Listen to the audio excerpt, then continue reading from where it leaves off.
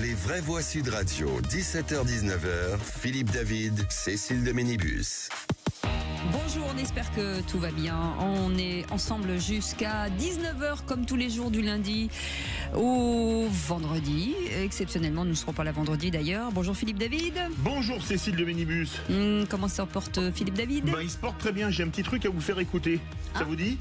Tiens, okay. C'est parti. Bonjour, c'est Catherine de Biarritz. J'aime beaucoup votre émission, Cécile de Ménibus notamment, et les autres aussi. Question, comment s'appelle madame votre mère? C'est-à-dire? Quel est le prénom de votre mère? Catherine, pourquoi? On a compris qui a appelé alors, c'est ça? Ah non, ma mère n'a pas le téléphone. C'est pas possible. Sinon, elle aurait dit du mal de vous si ça avait été ma mère. Ça m'étonne pas avec tout ce que vous lui devez lui dire. Non, elle vous adore en plus, Philippe David. Merci. Oui, elle a du goût. Oui, je confirme. On est ravis de vous retrouver, c'est drôle. Merci comme à Catherine d'ailleurs. Mais c'est un vrai message, on est d'accord? Oui. D'accord, c'est pas comme elle est de Biarritz, Mileshkel, c'est merci en basque. Oui. Non, mais c'est pas quelqu'un de ma famille, vraiment. C'est la question que je voulais poser. Allez, on vous souhaite la bienvenue au sommaire de cette émission. Le grand débat du jour à 17h30. Emmanuel Macron en visite d'État au Maroc avec une délégation de personnalités franco-marocaines, dont Yacine Bellatar, un humoriste controversé, accusé d'accointance avec l'islamisme et condamné pour menace de mort. Et puis l'ancien député à l'REM, Mjid El Gharab, qui est condamné à 1 an de prison ferme et 2 ans d'inéligibilité pour avoir tabassé en 2017. Je vous rappelle l'ancien responsable socialiste Boris Faure. Casting qui provoque la colère d'une partie de la classe politique. Alors parlons vrai, êtes-vous choqué par ce casting? Yacine Bellatar n'était pas sur la liste officielle. Est-ce que Emmanuel Macron l'a voulu cacher sa présence le plus longtemps possible? Et à cette question, Bellatar, El Gharab, la délégation française au Maroc est-elle une nouvelle transgression de Macron? Vous dites oui à 98%. Vous voulez réagir? Aude attend votre appel au 0826 300 300 et elle n'est jamais transgressive.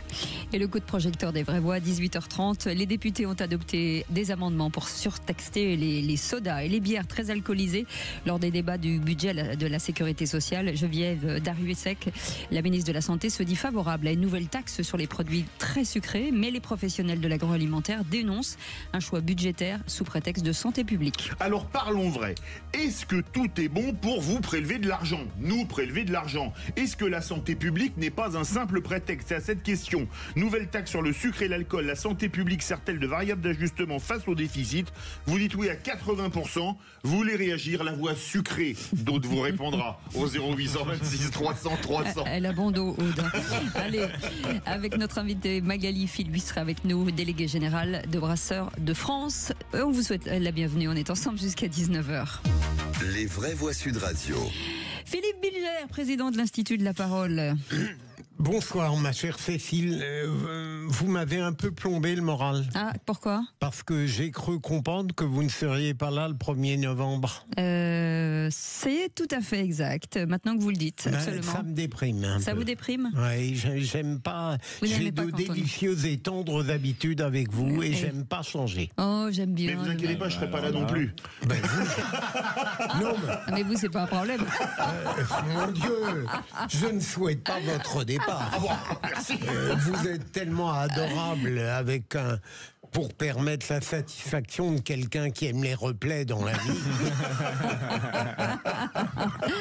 Ça va déjà très fort, ok, très bien. Avec Mickaël Sadoun qui est avec nous, chroniqueur et consultant. Bonsoir Mickaël. Bonsoir, ça va. Alors, j'ai pas remarqué, mais il y a aussi des nouvelles lunettes, je crois. Non, c'est parce que j'ai perdu les autres. Ah d'accord. Voilà, j'ai perdu les autres. Enfin, j'ai oublié chez moi, donc c'est ce qu'on appelle des lunettes de secours, SOS détresse amitié. Sinon, il faudra un labrador. Je vous le dis tout de suite. Farid Tensamani est avec nous, porte-parole de Banlieue Plus. Bonsoir. Bonsoir. Mais quelle élégance. Mais quelle élégance. C'est la classe. Il est classe. Merci, c'est gentil. Très classe. C'est fou. Il est, je sais pas, une sorte d'Oscar Wilde qui serait moral. Merci pour la précision. C'est vrai que vous ressemblez à Oscar Wilde avec cette coupe de cheveux. C'est vrai, Mais il y a un genre. c'est vous qui choisissez vos vêtements le matin? Toujours. Oui, d'accord. Ok, c'est pas votre épouse. Non. Parce que Philippe David, c'est son épouse qui l'a. Elle fait tout. Ça veut dire quoi ? Bah quoi ? Non, mais c'est bien justement. Ah bon, bah C'est merci. bien, justement. Tout ça pour dire que je préfère quand vous êtes en couple. C'est ça que je dis. Vous m'avez tellement taclé la semaine dernière à cause de mes chemises que Non, mais c'est très rare maintenant. C'est fini, ça c'était avant. C'était avec. mes tibias étaient recouverts de bleu. Allez, 0826 300 300. Didier de Paris est avec nous. Bonsoir Didier. Bonsoir à tous. Bonsoir. Bienvenue Didier. Votre coup de gueule aujourd'hui sur les outils numériques qui peuvent avoir des failles dangereuses et vous avez bien raison. Mais écoutez, je crois que l'actualité est riche, notamment aujourd'hui, sur le fameux sujet Strava, mais c'est pas sur celui-là que je voulais évoquer. C'est les suites des Jeux Olympiques. On prend l'intérêt pour des raisons de sécurité et il faut de la sécurité. Mais là, on est en train de déborder largement ce qui était prévu initialement, et notamment, ça pose un problème de liberté publique. Parce que nos rues, nos places publiques, ainsi de suite, vont demain permettre de surveiller tout le monde. On voit bien l'intérêt sur les départs de feu, sur une voiture à contresens sur l'autoroute, enfin ainsi de suite. On voit bien l'intérêt de ce genre de surveillance. Mais là, aujourd'hui, on dépasse les bornes. Moi, j'ai un exemple précis sur un algorithme mis en place par la Caisse nationale d'allocation familiale qui pourrait être nécessaire. Ce qui pose problème quand même là-dessus, c'est qu'on comprend bien aussi le souhait et la volonté de lutter contre la fraude sociale, mais le résultat de cette expérience, c'est quoi ? C'est qu'aujourd'hui, les personnes les plus fragiles, puisque le principe consiste à surveiller... Attention, on a très peu de temps Didier, on est déjà en retard, allez-y. Surveiller toutes les personnes, entre guillemets, à profil à risque, c'est-à-dire les plus pauvres, les plus en difficulté, les plus marginalisés, enfin ainsi de suite, qui sont potentiellement des personnes les plus à risque, donc qui sont contrôlées beaucoup plus que les autres. Il y a une sorte de double peine qui est absolument inadmissible et invraisemblable. Ça mériterait un vrai... Il y a par une série d'organisations un recours qui a été fait devant le Conseil d'État et qui a toutes les chances d'aboutir assez rapidement. Donc ces outils sont extraordinaires et formidables, mais méritent quand même un encadrement juridique très très pointu. Absolument. Un ancien spécialiste de ces sujets-là. Didier, faut qu'on m'intéresserait d'avoir aussi son point de vue. Eh ben, écoutez, malheureusement, on n'a plus le temps parce que vous avez pris tout le temps pour cette mini-conférence qui était passionnante. En attendant, mais on aura l'occasion de refaire un sujet à ce sujet justement. C'est le cas de le dire. Didier, vous restez avec nous. Vous êtes notre vraie voix du jour. Et puis comme le procureur n'a pas eu le temps de parler et de vous répondre, il parlera dans un instant. Et de quoi parle-t-on ? Il va parler de Jean-François Copé. Eh ben très bien, le maire de Meaux. Bravo. Bravo. Allez, on en parle dans un instant. Il y aura 2 aigles à Meaux, donc Bossuet et Jean-François Copé. Ah bah dites donc, c'est pas mal. On en parle dans un instant, soyez les bienvenus, on était ensemble jusqu'à 19h. Bonjour, c'est Antoine Dupont sur Sud Radio. Retrouvez-moi en exclusivité le mercredi 30 octobre sur sudradio.fr. Sud Radio, la radio du rugby. Nous sommes Vraie Voix Sud Radio, 17h-19h, Philippe David, Cécile de Ménibus. Bienvenue à tous, on est ravis de vous retrouver avec mon cher et tendre Philippe Bilger. Franchement, vous savez que je suis horriblement jaloux, ma chère Cécile. Ah bah là, c'est moi qui peux Tout ce l'être. que vous donnez à Philippe David, vous me le prenez. J'ai des ressources, mon cher Philippe Bilger. En tout cas, avec Philippe David, on est ravis de vous accueillir jusqu'à 19h. Félix Mathieu, on est ravis de l'accueillir aussi tous les jours. Bonsoir Félix. Bonsoir tout le monde. Les 3 mots dans l'actu, de quoi parle-t-on dans un instant ? On va parler d'Emmanuel Macron qui en appelle depuis le Maroc à plus de résultats sur l'immigration. On va parler d'Israël aussi qui provoque un tollé international avec sa loi contre l'UNRWA, l'agence onusienne pour les réfugiés palestiniens. Et puis de Kamala Harris qui est attendue à Washington ce soir. Elle va prononcer un discours depuis l'endroit où Trump avait lancé l'assaut du Capitole il y a 4 ans. Discours à une semaine du nouveau scrutin. En 3 mots, visite, tollé et réquisitoire. Allez, on en parle dans un instant. En attendant, la parole est au procureur. Les Vraies Voix Sud Radio, le réquisitoire du procureur. Philippe Bilger. Et c'est un réquisitoire plus à décharge qu'à charge sur Jean-François Copé que vous voulez faire, monsieur le procureur. Oui, comme Félix a parlé de réquisitoire, je n'ai plus besoin de le faire, hein, ça va de soi. Mais Jean-François Copé a dit dans un entretien au Figaro, il a dénoncé les ravages de la politique du chèque. Ça paraît évident, même pour ceux qui ne maîtrisent pas absolument le problème budgétaire. Et d'autre part, il a ajouté, et là j'aimerais votre réflexion forcément pertinente, c'est le fait qu'il y aurait un chaos instantané en France si un malheur arrivait à ce gouvernement. Il ne parlait pas évidemment de l'opération dont qu'a dû subir le Premier ministre, mais de ce qui pourrait se passer dans les prochaines semaines si les aléas parlementaires brisaient net le vote du budget. Moi, je trouve qu'il a raison, parce qu'en général, il est assez lucide, il ne fait pas dans un pessimisme systématique, et donc, c'est intéressant d'avoir une intelligence comme la sienne, qui donne son point de vue. Mickaël Sadoun, Barnier ou le chaos, ça vous paraît plausible ce que dit Jean-François Copé en filigrane ? Je sais pas, franchement, je n'ai pas de boule de cristal, j'aime pas faire de prédictions en politique. Ce qui est sûr, c'est que la dénonciation de la politique du chèque par Jean-François Copé ne l'a pas empêché de soutenir Emmanuel Macron pendant toutes ces années et de soutenir un pacte entre les Républicains et Emmanuel Macron. C'est un peu le reproche que je lui ferais à l'époque où Jean-François Copé était en politique. Il était dénoncé comme une figure de la droite dure et même très dure quand il parlait du pain au chocolat, etc. Et on a le sentiment que depuis quelques années, il est presque revenu sur ce parcours. Il a regretté en fait d'être perçu comme ça et il s'est rallié au macronisme pour une raison que je ne m'explique pas. Voilà. Farid Temsamani. Je ne suis pas certain qu'on puisse dire qu'il soit complètement rallié au macronisme. Il a fait effectivement ses courbettes pour essayer de rentrer au gouvernement, on l'a vu. Mais là où il est rhabillé pour l'hiver. Mais comme il s'habille élégamment. Mais là où effectivement notre procureur a complètement raison, c'est qu'il sait de quoi il parle, Jean-François Copé. Je crois qu'il me semble qu'il a été ministre du budget. Voilà, là où je suis pas tout à fait d'accord avec lui, c'est que demain, si le budget ne passait pas, et on sait pertinemment qu'il ne passera pas de manière par le vote et qu'on basculera sur un 49.3, la réalité c'est que notre pays est suffisamment, pour l'instant, je dis bien pour l'instant, bien gouverné par une technostructure relativement importante qui fera que de toute manière on continuera à survivre. Ça n'empêche pas que ça amènera à des questions, notamment sur la dette, qui sont à mon avis fondamentales, qui vont être très compliquées pour les mois et les années à venir. Une toute petite réponse, Philippe Bilger, 30 secondes. Là je rejoins Farid, parce que contrairement à ce que vous dites, Mickaël, Jean-François Copé voulait un accord avec le macronisme pour qu'il y ait une politique de droite. Comme Nicolas Sarkozy et Virginie Calmès. Je trouve ça particulier d'accepter ce genre d'accord avec le centre et de traiter l'extrême droite qui en fait est beaucoup plus proche de lui comme des parias. Mais bon. Allez, tout de suite les 3 mots dans l'actu. Merci beaucoup Philippe Bilger. Et c'est le tour de Félix Mathieu. Les vraies voix Sud Radio. Avec 3 mots, Félix, qui sont visite, tollé et réquisitoire. Emmanuel Macron en visite au Maroc en appelle à davantage de résultats, notamment dans la lutte contre l'immigration illégale. Il réaffirme aussi au passage la souveraineté marocaine sur le Sahara occidental.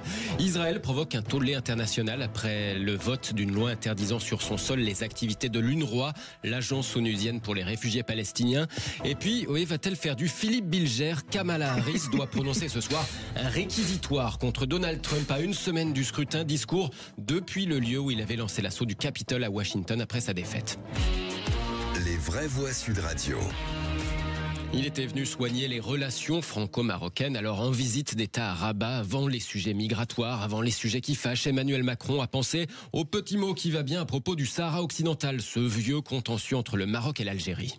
Le Maroc et la France sont demeurés des alliés fidèles. Et jamais la France n'a manqué au Maroc sur toutes les questions existentielles. Et je pense au Sahara occidental. Et je le réaffirme ici devant vous. Pour la France, le présent et l'avenir de ce territoire s'inscrivent dans le cadre de la souveraineté marocaine. Succès garanti, en tout cas quand on dit ça depuis le Maroc. Cette position n'est hostile à personne, précise tout de même le président Macron en regardant sans doute du côté de l'Algérie. Il a aussi annoncé des investissements français dans ce territoire disputé entre les deux pays, le Sahara occidental. Voilà, ça c'est pour la pommade donc à ses hôtes marocains. Mais le chef de l'État en a aussi appelé au Maroc à plus de résultats, notamment sur l'immigration illégale. Je pense à l'immigration illégale et à la nécessité d'une coopération naturelle et fluide en matière consulaire. Chacun voit bien que cette question est aussi une question de confiance réciproque. Elle constitue pour beaucoup de Français une attente des plus fortes. Nous avons besoin de davantage encore de résultats. Je pense aussi à notre partenariat en matière de sécurité, de lutte contre les trafics de toute nature qui minent nos sociétés et menacent nos États. Lutte contre le terrorisme aussi, qui doit continuer de nous unir inlassablement. Lutte contre la criminalité organisée et en particulier contre le narcotrafic qui gangrène nos territoires et nécessite une coopération judiciaire très étroite et encore plus rapide. D'ailleurs, au-delà de ce discours d'Emmanuel Macron devant Mohamed VI, le ministre de l'Intérieur, Bruno Retailleau, rencontrait cet après-midi son homologue marocain pour échanger sur ces sujets, notamment des retours des Marocains lorsqu'ils sont en situation irrégulière. Le moins qu'on puisse dire, c'est que ça s'était beaucoup rafraîchi entre Rabat et Paris, et on a l'impression que là, c'est marche arrière toute. Il a fait tout ce qu'il fallait, puisqu'il a reconnu de manière ostentatoire le Sahara occidental. Et ce qu'il vient de dire, au fond, ça me fait penser à du Retailleau mou, quoi. Voilà. Vous voyez que je ne peux pas me passer de du Retailleau mou, on sait pas ce que c'est. Non, mais moi, je trouve que Emmanuel Macron... Il va devenir adjoint au ministère de l'Intérieur, je pense. Je lui souhaite, parce que... de l'Intérieur, j'adorerais. Ça fait longtemps, en plus, qu'on attend l'action de Bruno Retailleau. Je m'occuperai de l'extérieur et de Philippe David, Non, moi je trouve que Emmanuel Macron fait de l'enfonçage de porte ouverte un petit peu sur ce sujet. Je suis très content qu'il se soit enfin rallié au Maroc après avoir mené une politique plutôt pro-algérienne pendant des années. Aujourd'hui, je dirais que sa position est largement partagée. Même Jean-Luc Mélenchon est plutôt rallié au récit du Sahara occidental sous souveraineté marocaine, même si évidemment les insoumis sont divisés sur la question, mais lui en tout cas a plutôt la position de François Mitterrand qui était celle-là, et des socialistes à partir de 1980. Après, tous les problèmes qu'il y a eu avec le Maroc ont été créés par Emmanuel Macron, donc j'ai envie de dire que le minimum c'est qu'il les résolve. C'est de réparer, oui. Dernièrement, quelle est sa crédibilité sur la scène internationale ? Je vous rappelle que le Maroc est un royaume millénaire et que les rois qui gouvernent, je dirais, ils sont pour des dizaines d'années, donc ils attendent aussi de la stabilité diplomatique, et je suis pas sûr qu'Emmanuel Macron ait une grande crédibilité en la matière. Voilà. Farid Temsamani. Je rejoins complètement ce qui vient d'être dit, parce que en réalité, Emmanuel Macron a mis du temps à comprendre que ce royaume, qui est quand même la deuxième monarchie la plus vieille de la planète, avec le Japon. Et commandeur des croyants. Exactement. Et donc du coup, un certain nombre de bévues avaient été réalisées. Effectivement, le flirt avec Alger, et finalement, il n'a pas réussi à avoir les fruits de ce flirt-là. Mais néanmoins, cette position sur le Sahara occidental, dont la France est quand même relativement responsable, historiquement parlant, est quand même une logique, en tout cas pour le Quai d'Orsay, assez compliqué à accepter. Et je pense qu'en fait, ça va être, après l'annonce de Trump il y a quelques années, finalement un élément qui va être perçu de manière beaucoup plus fondamentale qu'on le croit, en tout cas en France. Allez, le deuxième mot, tollé, celui provoqué par le vote d'une loi en Israël. Oui, les inquiétudes, les condamnations s'expriment de la plupart des capitales, y compris occidentales, après le vote d'une loi israélienne interdisant sur son sol les activités de l'UNRWA, l'agence de l'ONU pour les réfugiés palestiniens. Inacceptable, vient par exemple de lancer la ministre britannique du développement. Quant au porte-parole de l'UNICEF, James Elder, il se dit très inquiet quant à la pérennité des activités de l'UNICEF à Gaza. L'aide que nous distribuons dans la bande de Gaza est en grande partie soutenue par l'UNRWA. Pour être très clair, si elle n'est pas en mesure de fonctionner, il est probable que le système humanitaire s'effondrera à Gaza. L'UNICEF serait alors dans l'incapacité de distribuer des fournitures vitales. Je parle ici de vaccins, de vêtements divers, je parle de kits d'hygiène, de kits de santé, d'eau, d'assainissement, de soins contre la malnutrition. Nous savons encore une fois que nous frappons à la porte de la famine pour tout ce qui concerne les fournitures nutritionnelles.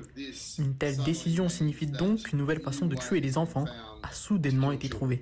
Le porte-parole de l'UNICEF, James Elder, avec la traduction de Majid Deimat. À Gaza, la défense civile annonce 93 morts et 40 personnes sous les décombres après une frappe sur un immeuble de 5 étages la nuit dernière. L'armée israélienne fait part de son côté de la mort de 4 soldats au nord de l'enclave. Un mot, Mickaël Sadoun. Bon,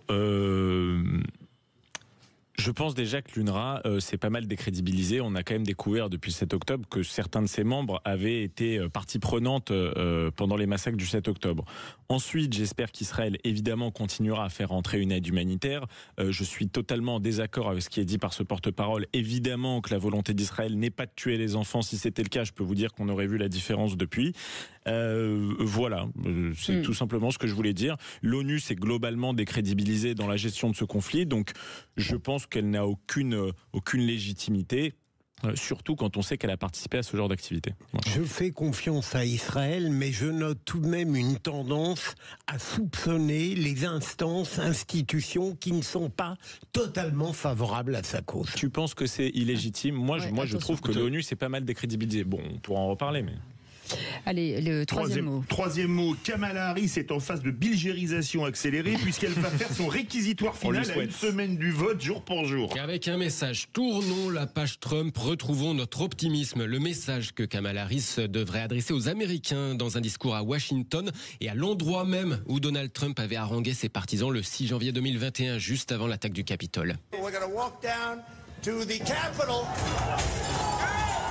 Et les violences mortelles qui en avaient suivi Donald Trump à l'époque où il avait refusé donc cette victoire de Joe Biden il y a 4 ans, séquence dans tous les esprits aux États-Unis à une semaine du nouveau scrutin, dans cette dernière ligne droite hyper serrée, car l'ancien président a de nouveau clairement dit que s'il perdait, ce serait forcément dû à une triche des démocrates. Ses partisans se préparent donc à des contestations massives en cas de défaite, notamment dans les comtés des États clés des swing states. Merci beaucoup Félix Mathieu, vous restez avec nous. La suite... le grand débat du jour dans quelques instants. Retour sur la visite d'État donc d'Emmanuel Macron au Maroc avec un casting de personnalité qui fait polémique. D'un côté, l'humoriste Yacine Bellatar et puis le second qui est bien entendu avec lui, Majid El Gherab. Et on en parle dans un instant, Philippe. Alors parlons vrai. Êtes-vous choqué par ce casting ? Yacine Bellatar n'était pas sur la liste officielle. Macron a-t-il voulu cacher sa présence le plus longtemps possible ? Et à cette question, Bellatar, El Gherab, la délégation française au Maroc est-elle une nouvelle transgression de Macron? Vous dites oui à 98%, vous voulez réagir. Les vraies voix et Aude attendent vos appels au 0826 300 300. N'hésitez pas, autour de la table, Philippe Bilger, aujourd'hui Farid Temsamani et Mickaël Sadoun. À tout de suite. Sud Radio. Sud Radio. Parlons vrai. Parlons vrai. Sud Radio. Parlons vrai. Vraie voix Sud Radio, 17h-19h, Philippe David, Cécile de Ménibus. Si vous avez raté le début, et il faudra nous donner votre nom, parce que franchement, c'est pas bien. Il y aura un réquisitoire contre vous demain. C'est terrible, ce qu'ils ont manqué, c'est tout de même énorme. En attendant, autour de cette table, Philippe Bilger est avec nous, Farid Temsamani et Mickaël Sadoun, et notre directeur des programmes qui nous dit des saloperies dans l'oreillette. Non mais je vous balance maintenant, bon, je suis désolée. Ah oui, non mais je vous balance maintenant, commissaire Jouve. Vous allez voir. Oui, mais c'est pas la peine de continuer parce que j'entends pas ce que vous dites. Logique, il dit rien. Il se marre. Ah bah il n'ose plus maintenant, il est gaulé en flag. Allez, vous ce numéro 0826 300 300 avec Aude qui vous attend en attendant le grand débat du jour. Les vraies voix Sud Radio, le grand débat du jour. Usage de réconciliation, d'unité, voire d'amitié aujourd'hui avec cette visite d'État de 3 jours du président de la République Emmanuel Macron qui était en voiture avec Mohamed VI, Sa Majesté le roi du Maroc. Il était temps de rétablir des relations normales avec le Maroc. Observons la liste des passagers de l'avion présidentiel, 122 personnes, 9 ministres, dont celui de l'Intérieur, Bruno Retailleau, et des personnalités assez éloignées de la République exemplaire. On parle beaucoup des personnalités qui sont autour de lui, oui, des arts, des spectacles, etc. Mais c'est surtout ce qui compte, c'est les patrons français. Ils sont une quarantaine, il y a tous les groupes. Jean-Jacques, vous avez LVMH, Veolia, Orange, Engie, Alstom, Total Energy, CMA, CGM. C'est un petit morceau de France qui s'est déplacé à Rabat. Et un casting qui provoque la colère d'une partie de la classe politique. Emmanuel Macron donc en visite d'État au Maroc avec cette délégation de personnalités franco-marocaines dont Yacine Bellatar, humoriste controversé, et l'ancien député Majid El Gherab qui est condamné de 1 an de prison ferme et 2 ans d'inéligibilité pour avoir tabassé un ancien responsable socialiste, Boris Faure. Alors parlons vrai, est-ce qu'amener 3 repris de justice, si on ajoute François-Marie Bagné, condamné dans l'affaire Bettencourt, dans un voyage officiel, ça vous semble digne? Est-ce que le message n'est pas, un peu comme toujours avec Emmanuel Macron, je fais ce que je veux et je vous laisse trouver la fin? Et à cette question, Bellatar, El Gherab, on pourrait mettre Bagné, la délégation française au Maroc est-elle une nouvelle transgression de Macron? Vous dites oui à 98%, vous voulez réagir, Aude attend vos appels au 0826 300 300. Philippe Bilger, ce casting, alors c'est il y a une espèce de flou total sur ces personnalités qui ne sont pas sur la liste. Finalement, ils sont là. Sébastien Lecornu fait semblant de ne pas reconnaître Yacine Bellatar, le prend pour un technicien. Enfin, tout ça est un peu flou quand même, alors, non ? je me demande si mais je ne discute pas par principe l'interrogation de Sud Radio. Je me demande si on peut évoquer de la transgression, ou bien souvent en France, on voit de la transgression dans des séquences où en réalité il y a surtout un manque fabuleux d'organisation et du désordre. Parce que je me demande, quand je vois cette liste que vous évoquez, avec ces personnalités clairement indésirables, je le répète, Jordan Bardella, il a parfois raison lorsqu'il dit qu'une telle liste, avec ces brebis qui auraient dû être galeuses, ne fait honneur ni à la France ni au Maroc. Il a totalement raison. Alors il y a des chefs d'entreprise, ils sont fondamentaux, qui viennent, mais on va pas me dire que dans ces 122 invités, tout le monde est irremplaçable et nécessaire au Maroc. Ouais, et on n'est pas revenu sur François-Marie Bagné, qui a été accusé pour abus de faiblesse sur les liens Bettencourt. Condamné définitivement. Oui. Michael Sadoun, quand vous voyez ce casting, il n'est pas surréaliste quand même? Je suis d'accord, je trouve ça tellement terrible. En plus, vous savez, les délégations dans les voyages à l'étranger, ils ont normalement un vrai rôle diplomatique, de connexion économique, culturelle. On est censé promouvoir quand même l'excellence à la française, qu'on aime tant et que vous promouvez aussi ici sur cette radio. Donc, je suis vraiment désolé de ça. J'ai parfois soutenu... ou eu une certaine complaisance vis-à-vis d'Emmanuel Macron dans ses égarements, notamment diplomatiques. Mais là, aujourd'hui, j'ai réellement honte de ce qu'il a fait. J'ai honte qu'il soit mon président. Je trouve que cette délégation ne fait pas honneur à la France. Je trouve qu'elle est même une insulte au Maroc, qui est un grand pays et qui est un pays ami. Non, je le dis très franchement, parce que Yacine Bellatar, c'est pour moi vraiment ce que la politique a produit de pire dernièrement. Ça n'est pas un vrai humoriste, c'est quelqu'un qui fait de la politique, c'est quelqu'un qui a été condamné pour injure publique contre Mohamed Sifaoui, c'est quelqu'un qui a d'ailleurs de nombreux, mais évidemment des menaces de mort contre des journalistes, aussi des accusations par d'anciens employés à lui. Ça n'a vraiment pas l'air d'être quelqu'un de très sympathique, de très présentable. Incroyable. Et il a un pouvoir incroyable du fait que Macron lui ait donné de l'importance. Et je lui en veux pour ça. Voilà. Farid Temsabani. Moi, malheureusement, je suis absolument pas surpris. Les voyages comme ceux-là, il y a effectivement les chefs d'entreprise, le corps culturel parfois, etc. Mais vous avez surtout les amis. Et la réalité, c'est que notre président de la République a pour ami personnel Yacine Bellatar et, alors, beaucoup plus surpris, Mjid El Guerrab. La réalité, c'est quoi? C'est que certains... pas que ces deux-là. Mjid Guerrab faisait partie de la liste officielle de la première, il me semble. Mais Yacine Bellatar, en vérité, ce sont des forcings qui ont été après coup, justement, qui font qu'ils ont été intégrés.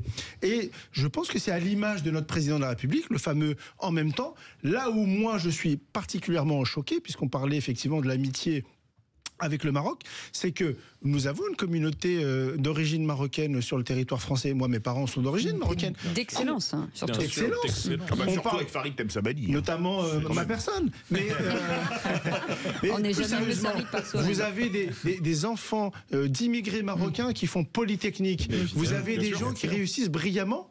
Et en fait, on va donner comme exemple. Il y a des artistes. Exactement. Bien sûr, je voulais juste dire un élément. Moi, ce qui me choque davantage, je ne sais pas si vous avez regardé les images. C'est de la manière dont Yacine Bellatar est vêtu. En jogging.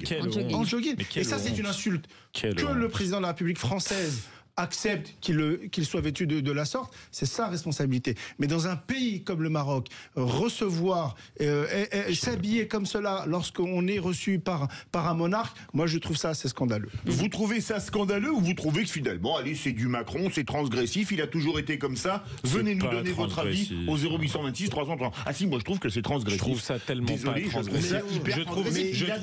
Je trouve que c'est minable, je trouve que c'est un coup fait par un petit enfant, ça n'est pas transgressif du tout. À supposer qu'il l'ait fait, lui. Enfin, Macron, on peut tout critiquer, mais je pense pas qu'il s'est penché en détail sur la liste. Alors, quand même. Si. Alors, précisément, Yacine Bellatar ne faisait pas partie de la première liste. C'est un forcing et un lobbying au plus haut niveau, et notamment à l'échelle du président de la République, que justement il a été intégré in extremis.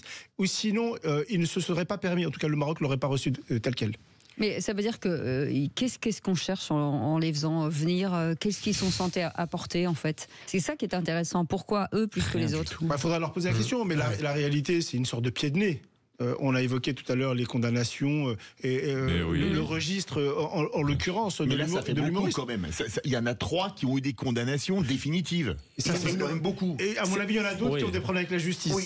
Parfois, ils sont même ministres du gouvernement. Après, ils ont purgé leur peine, entre guillemets. Oui, mais dans un voyage officiel, désolé. Un ministre très agréable, je peux en témoigner, à dire une absurdité, comme l'a dit Cécile tout à l'heure, qu'il croyait que Bellatar était un agent technique, alors qu'on le voit discuter. Je ne sais pas si vous avez regardé le président du conseil départemental de l'Eure, qui est un ami de notre ministre Le Cornu, qui se moque ouvertement du monde en disant mais non, en fait, il ne le connaissait pas, etc. Je pense qu'à un moment donné, il faut arrêter de prendre les Français pour des cons. Mais Yacine Bellatar nourrit aussi ce récit. Quand on lui demande, il dit non, mais Macron, je ne suis pas si proche de lui, on me prête un rôle de conseiller, mais pas réellement, etc. On voit bien qu'en réalité, ils sont très proches et qu'il a une influence très effective sur lui. D'ailleurs, on sait qu'Yacine Bellatar est mêlé à toutes sortes d'affaires, de promotion immobilière, etc., qu'il a toujours le nez dans certaines affaires, parce que Emmanuel Macron veut qu'il l'ait aussi. Voilà. Alors, sur les affaires, je ne connais pas grand-chose, mais la réalité, c'est quoi? C'est que Emmanuel Macron a le droit aussi d'avoir les amis qui le souhaitent. Oui.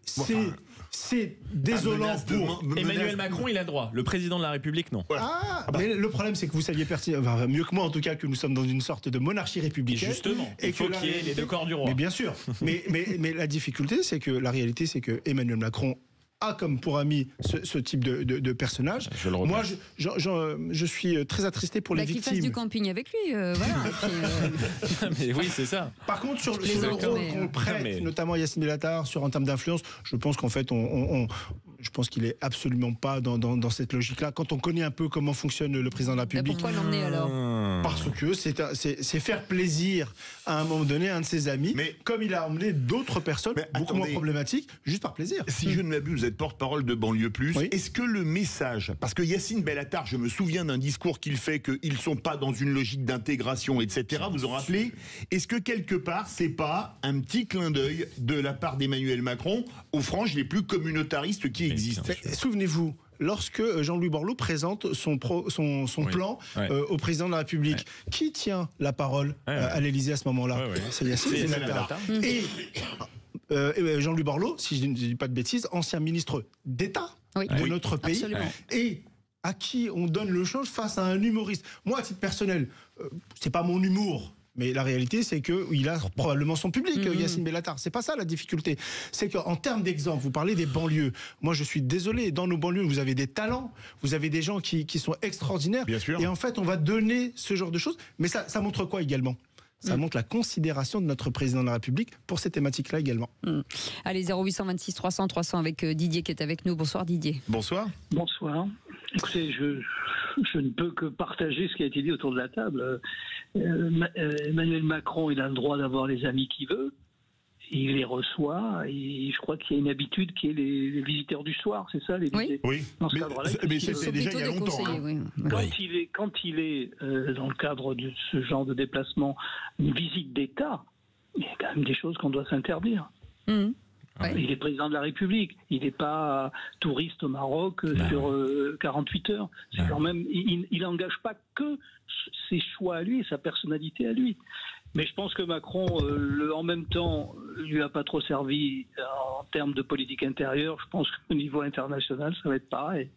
Est-ce que ça veut dire que là on est à 2 ans et demi de l'élection, est-ce que ça veut dire que pendant 2 ans et demi ça va être lâchage en fait finalement de dire qu'il ne sera pas réélu voilà, et qu'aujourd'hui il faut qu'il occupe ses journées entre guillemets bien sûr. Ça veut dire que il a du mal à tenir les promesses qu'il fait ou qu'il se fait à lui-même.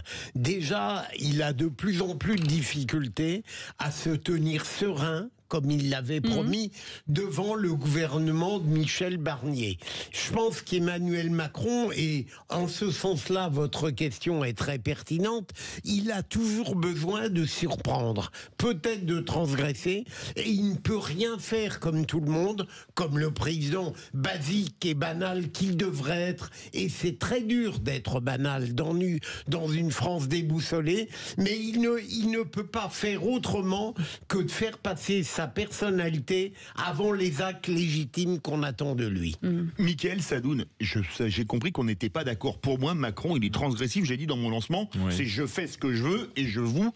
Mais est-ce que c'est pas une constante quand même d'Emmanuel Macron depuis 2017 quand il a été élu? Pour vous, c'est pas de la transgression pure et dure, ça? Non, pour moi, il y a toujours chez Emmanuel Macron une apparence de transgression, dans le genre vous allez voir ce que vous allez voir. C'est ce qu'il a fait. Il s'est présenté en 2017 comme un révolutionnaire. Qu'est-ce qui s'est passé depuis 7 ans? Il avait même écrit un livre qui s'appelait Révolution. Non, mais vous avez l'impression que depuis 7 ans, il y a une révolution qui s'est produite dans le pays? J'ai l'impression que ça a été exactement pareil sur les dossiers, que tout a continué de s'effondrer lentement et qu'il a continué d'user des mêmes méthodes que tous les dirigeants usaient avant, c'est-à-dire globalement la politique du chèque, le laisser-aller, la technocratie à tout crin, la délégation de la souveraineté à l'Union européenne. Désolé de dire qu'Emmanuel Macron n'a rien apporté de nouveau dans la politique. Il a fait du vieux avec des jeunes. Transgressif, c'est dissous de l'Assemblée nationale en étant persuadé qu'il allait gagner et que alors qu'il avait pris une veste. Oui, mais quand même, un petit peu quand même. C'est pas de la transgression. Chirac l'avait fait aussi. Oui, c'est ça. Chirac l'avait fait. Je dirais pas transgressif. Il a une totale indifférence à l'égard du sentiment populaire.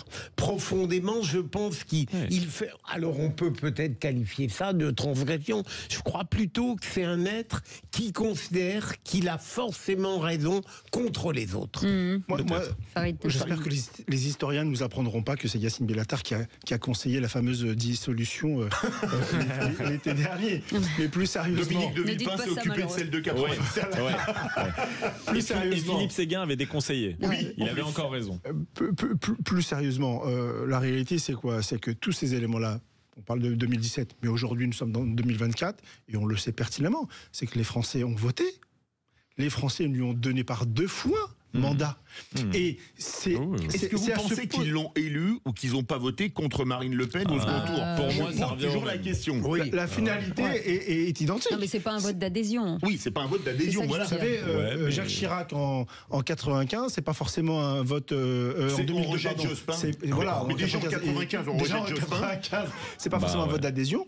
Moi, ce que Emmanuel Macron va faire, parce que Cécile, vous posiez la question il reste 2 ans et demi. S'il reste vraiment 2 ans et demi d'ici 2027, pour l'instant, il va se passer ce qui s'était passé avec François Mitterrand, sur la fin du 2e septennat de François Mitterrand, sur la fin du quinquennat de Jacques Chirac, à la différence près, c'est que nous vivons une époque hyper médiatisée, où chaque élément est scruté, est amplifié, et effectivement, la réaction sera peut-être différente. À la différence également, je pense que nous avons un pays peut-être un peu plus fracturé que dans les années 80 ou dans les années 2000. C'est une évidence. Et je ne suis pas certain que la réponse... Multifractory. Multifractory, effectivement. Et je pense qu'effectivement, on ne se rend pas compte, ou en tout cas à l'Élysée, parce que je pense que lorsqu'on est à l'Élysée, qu'on s'appelle Emmanuel Macron ou qui que ce soit, en réalité, on part sur des bons sentiments au début, et la réalité nous rattrape très très vite. C'est ce que j'ai appelé tout à l'heure la fameuse monarchie républicaine. J'ai du mal à croire qu'ils ne se rendent pas compte de ça. Surtout qu'on voit qu'il y a quand même une stratégie à assumer, parce qu'entre eux, Israël sème la barbarie au Moyen-Orient et Yacine Bellatar, il y a un changement de pied du président qui, à mon avis, est parfaitement calculé. Et la différence avec François Mitterrand, c'est que François Mitterrand, sur le dernier septennat, à la fin, il était dans une démarche de retrait de la vie politique. Il jouait un petit peu, il était très malade, il jouait un petit peu avec Balladur et Chirac, etc. Il se concentrait sur les dossiers internationaux et notamment européen, parce que c'était suite au traité de Maastricht, alors que là on a le sentiment qu'Emmanuel Macron a perpétuellement envie de revenir sur le devant de la scène politique. C'est vrai. Merci beaucoup. En tout cas, le chef de l'État que je suis avec ma première dame, Philippe David, dans un instant. Vous êtes moderne. Elle est hyper moderne, on fait même ménage à 3 avec vous, alors voyez un peu. Dans un instant, le qui c'est qui l'a dit. Didier, vous êtes avec nous dans un instant?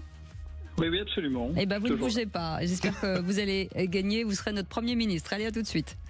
Sud Radio, votre attention est notre plus belle récompense. J'adore vous entendre, j'adore les multiplexes, j'adore, voilà quoi, franchement, chapeau. Sud Radio, la radio du rugby. Ça, c'est les vraies voix Sud Radio. 17h-19h, Philippe David, Cécile de Ménibus. Comme chaque jour, c'est un plaisir de vous avoir. Merci d'être aussi nombreux. Vous pouvez nous écouter un petit peu partout. Vous le savez, sur Twitter, Facebook, Instagram, TikTok. On est on est partout, omniprésent. C'est une plateforme d'opinion. On est très jeunes, sachez-le. Et bien entendu, vous êtes chacun de votre tour, autour de la table, vous êtes abonné à la chaîne YouTube de Sud Radio ? Bien évidemment. Non, levez la main droite et dit je le jure. Ah ben je le jure, évidemment. Farid, il est en train de s'abonner. J'essaie de me prendre de cours là. Gaulé en flag, c'est fou. Allez, Didier, vous êtes là avec nous. Merci en tout cas d'avoir choisi Sud Radio. C'est à vous de lancer le jingle, comme on dit. Eh ben, c'est parti pour le quiz. Allez. Les vraies voix Sud Radio, le quiz de l'actu. Sobre et efficace, notre cher Didier. Didier, écoutez bien. Une question à 1 point. Qui c'est qui l'a tweeté à Fabien Roussel, qui a lancé une fédération de chasse communiste. Tu ne gagneras pas avec un steak. Sandrine Rousseau. Bonne réponse. Bravo. Quelle bonne réponse.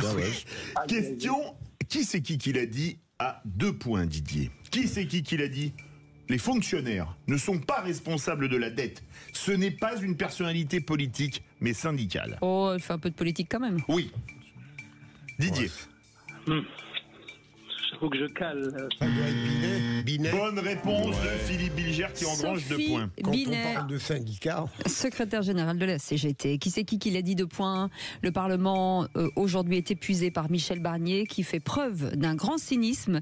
Derrière son air sage, il ridiculise sciemment le Parlement. Didier. C'est un député. Véritable col aussi. Allez-y. Ça pourrait être Bompard. Non. Ah non, c'est pas le même bord. Côté, là, c'est de l'autre côté. Chenu. Tanguy. Bonne réponse de Michael Sadou qui marque 2 points. Il a une dent Jean-Philippe contre Tanguy. Barnier. Un Tanguy. C'est drôle, Il a une dent contre beaucoup de gens. Jean-Philippe Tanguy. Il y a tout un entier. De la verdure. J'ai failli la faire. Très bonne vanne. C'est tout un entier. il a dit.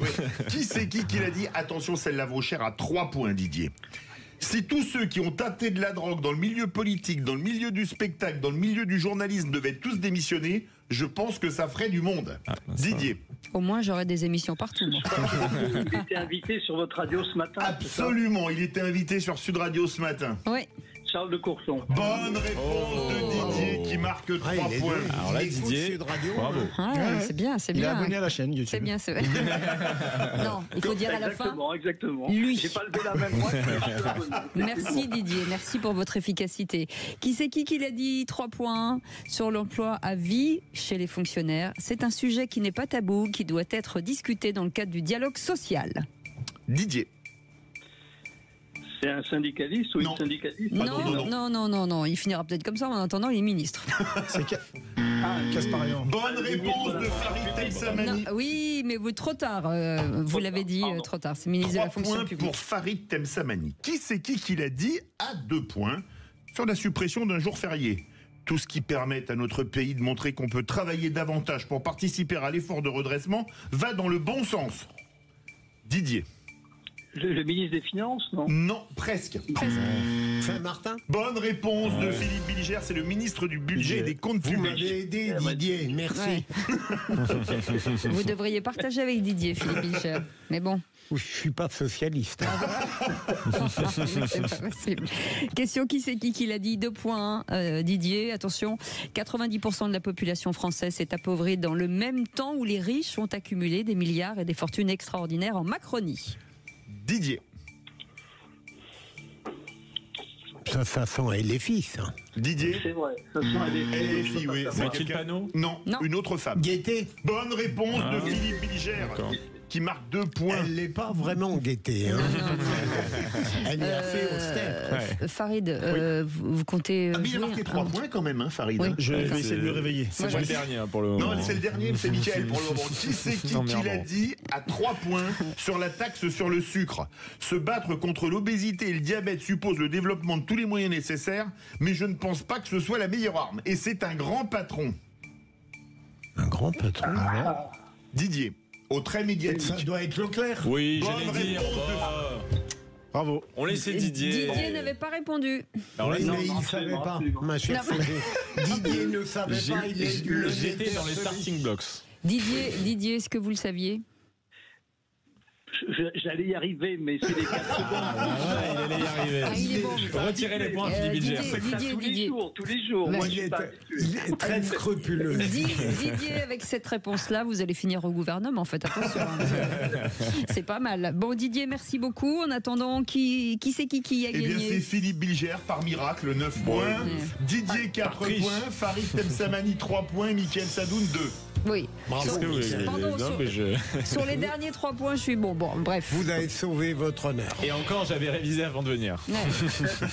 Vous imaginez sans? Comme quoi, ça sert à rien. Ouais, voilà. Didier, on vous embrasse. Merci, vous avez été un très bon merci à vous. candidat et un très bon auditeur. Vous revenez quand vous voulez. Vous nous appelez 0826 300 300 et bam, vous sélectionne.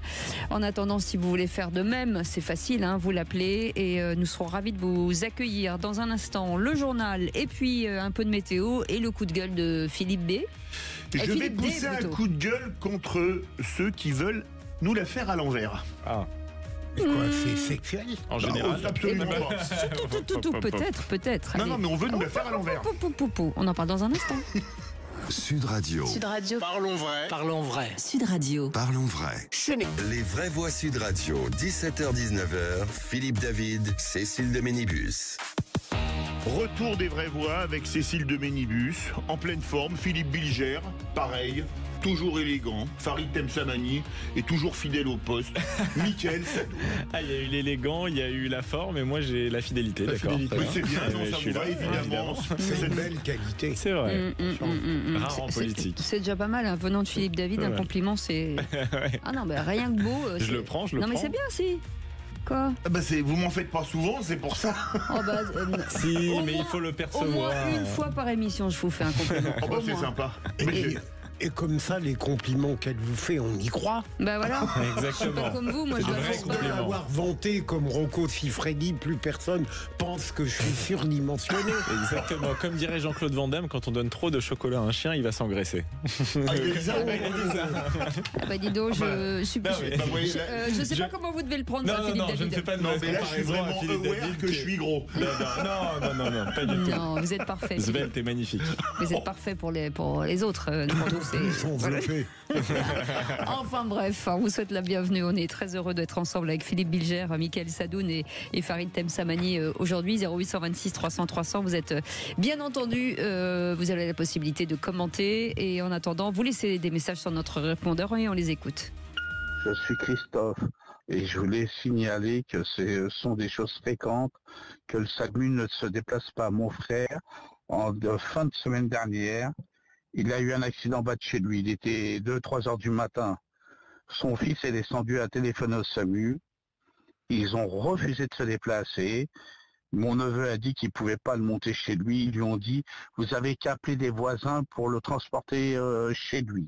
Je trouve ça quand même intolérable qu'ils ne se déplacent pas en cas d'urgence, quoi. Avec les impôts qu'on paye, quoi. Voilà. Alors, c'est suite à un drame qui a eu lieu à Marseille. Je crois que c'était à Marseille, avec une jeune femme morte d'une méningite foudroyante. Et ça parle toujours du problème des urgences du SAMU, etc. Philippe Bilger. C'est une tragédie, hein. Mais si c'est vrai, c'est grave de la part du SAMU. Ouais. Farid Temsamani. Je ne sais pas si vous vous souvenez de cette femme qui a agonisé chez elle à côté de Strasbourg, si je ne dis pas de bêtises. Et il y a une condamnation d'ailleurs. Il y a une condamnation d'ailleurs. C'est pour ça que je fais référence à ça. Il faut faire très attention parce que les médecins urgentistes font un travail très important et très compliqué, très difficile. Mais il ne faut pas se mentir. Aujourd'hui, le système de santé de notre pays est à bout de souffle comme d'autres. Je vais en parler notamment tout à l'heure. Mais ça reste... quand on le vit, comme le drame qu'on l'évoque, c'est toujours très délicat. Mais voilà, faisons attention à ne pas jeter la pierre sur l'ensemble du système. Absolument. Allez, pardon. Non, pas mieux. Je suis tout à fait d'accord avec ce qu'il vient de dire. Allez, tout de suite, ça va râler. Vous vous rappelez de mon oncle qui était chanteur ? Hein ? Celui qui chantait. Et je suis sûr qu'on nous prend pour des cons, tonton David. Oui. Alors, c'était pas mon oncle, mais... eh ben, écoutez, je suis sûr qu'on nous prend pour des cons. Enfin, on va nous prendre pour des cons, et là, je vais vraiment... Mais c'est pas crier, c'est gueuler, c'est hurler. Vous êtes sûr que tout le monde, il n'y a pas que vous. Ah bah non, vous allez m'applaudir à la fin. M'encenser. Vous prosternez devant moi. Allez, la canonisation de Philippe David dans un instant. Sud Radio. Sud Radio. Parlons vrai. Parlons vrai. Sud Radio. Parlons vrai. Les vraies voix Sud Radio. 17h-19h. Philippe David, Cécile de Ménibus. C'est une émission très harmonieuse en matière de vraie voix aujourd'hui. Michael Sadoun, Farid Temsamani et Philippe Bilger, bien entendu. Et vous manquez peut-être à l'appel, c'est le moment. 0826 300 300. Et puis, on sait que ça lui fait du bien et on va le laisser râler. C'est Philippe David. Les vraies voix Sud Radio. Ah oui, je suis certain, quelque chose ne tourne pas rond. Alors comme d'habitude, je vais remettre le clocher au milieu du village. Un village qui, depuis quelques années, travaille le lundi de Pentecôte. Pourquoi ? Parce que 20 ans, après la plus grande raffarinade de l'histoire, qui a commencé à demander à une partie des Français de travailler gratuitement pour abonder une caisse créée pour l'occasion, je vous rappelle son nom, la CNSA, la Caisse nationale de solidarité pour l'autonomie, nos gouvernants ont derrière la tête comme une idée de supprimer un second jour férié. Ainsi donc, travailler gratuitement un jour ne doit pas suffire pour certains, puisqu'ils envisagent de doubler la dose, une méthode qui rappelle l'aphorisme de Coluche sur les pays de l'Est. Coluche qui disait « La méthode des pays de l'Est, c'est donne-moi ta montre, je te donnerai l'heure ». Rappelons simplement que cette mesure est inique, car le travail gratuit, ça n'existe pas. Enfin si, mais ça s'appelle de l'esclavage. Ensuite, l'inégalité est flagrante dans ce domaine, puisque tous les Français ne sont pas égaux devant cette obligation. Enfin, et alors qu'il y a un problème de bas salaire dans le pays, comment peut-on oser demander à des gens déjà mal payés pour un grand nombre d'entre eux de travailler un second jour gratuitement. Rappelons encore, pour mettre les pieds dans le plat, que les actifs sont surtaxés en raison du trop grand nombre d'inactifs en France et que le but, à mon avis, n'est pas demander à ceux qui travaillent déjà beaucoup, dur pour des revenus modestes, de travailler un jour de plus gratuitement, mais de mettre au travail un maximum de monde. Alors je sais, les caisses sont vides, le pays est en faillite, parce qu'arrivent en même temps les factures de 50 années consécutives de déficit budgétaire et les milliards du quoi qu'il en coûte, où on a payé des gens à rester chez eux à ne rien faire. Mais ce n'est pas parce que maintenant il nous faut payer 50 années d'errance politique et économique que les géos trouvent tout du toujours plus d'impôts, doivent nous faire payer pour tout et n'importe quoi, lancés qu'ils sont dans un concours Lépine des impôts et taxes à inventer. Les citrons ont été tellement pressés qu'ils n'ont plus une goutte de jus, alors laissez-les vivre et osez enfin tailler dans les dépenses plutôt que de créer encore et toujours plus d'impôts et de taxes. Alors, ça, c'est fait. Il me semble qu'apparemment, vous avez totalement raison. Mais moi, il me semble aussi. Oui, mais il y a un mais, écoutez, il y a un mais. Non, je raisonne comme si Françoise de Goix était là. Et donc, elle trouverait quelque chose à redire, probablement. Et peut-être que Michael et Farid eux-mêmes sont de vrais économistes et ont quelque chose à... Alors là, je